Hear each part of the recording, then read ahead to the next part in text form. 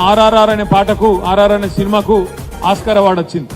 నిజంగా యాక్టింగ్ కు గినక ఆస్కార్ అవార్డు ఇచ్చేది ఉంటే రంజిత్ రెడ్డికి మహేందర్ రెడ్డికి కలిపియాలి. అరే రే ఏం యాక్టింగ్ ఆ రోజు నేను అంటే మహేందర్ రెడ్డితో పని చేయి పోయి నువ్వు ఊకే వాళ్ళు వీళ్ళు అనుకుంటాను కదా జర చెప్పు, నేను పార్టీలో ఉంటున్నా గట్టిగా నిలబడతా అని చెప్పు అనమన్నా. ఆయన ఏం చేసిండు ఎరికైనా మైక్ తీసుకొని ఇగో అందరు వాళ్ళు వీళ్ళు మాట్లాడుతుర్రు, నేను రంజిత్ రెడ్డి ఇద్దరం పార్టీకి వెళ్ళిపోతామని మాట్లాడుతున్నారు అని మొదలు పెట్టిండు. రంజిత్ రెడ్డి గబుక్కున లేచిండు, నా గురించి ఎందుకు మాట్లాడుతున్నావు, నీ గురించి మాట్లాడుకో అన్నాడు.